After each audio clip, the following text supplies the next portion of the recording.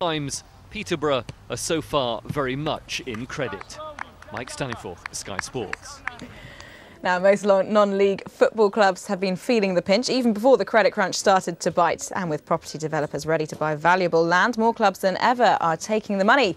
One man has seen Hendon go from a cup final at Wembley to ground sharing with Wembley FC.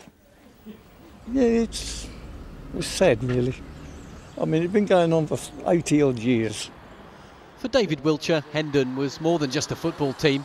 The club's ground and social club in North London was a meeting place for friends and neighbours. There was dancing, there was weddings and parties and all local people. But since the start of the month, the ground has been closed and the site earmarked for development, leaving the team homeless. It's quite a come down for one of the most famous names in non-league football. Founded a century ago, Hendon won the FA Amateur Cup 3 times. And in 1955, they played in front of a crowd of 100,000 at Wembley.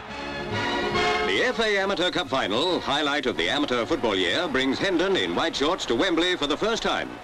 Now Hendon face the prospect of ground sharing with Wembley FC. But with land so valuable in the southeast of England, despite the current economic turmoil, non-league grounds remain highly prized by developers, and many clubs have cashed in. Typically, land is worth £1 to £10 million per acre, depending on the planning opportunity. That would be far more than a football ground would be worth as a football ground. The Ryman League now has more clubs than ever sharing grounds. Each has a different story, but working out who's at home when and who's away and who has priority plays havoc with the fixture lists. We've got some clubs sharing with clubs in the football conference. Our fixtures were delayed by about 2 or 3 weeks going out this year because we couldn't do our fixtures until the conference had done their fixtures. That goes all the way down the line to the leagues below us.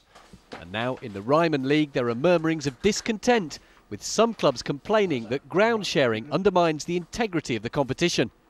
It was cheaper for them to go and ground share with somebody and pay if you like, a rent, as it is to maintaining a ground.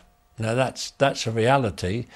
So the other clubs in the league say, well, that means if they haven't got that to do, they can spend more money on players.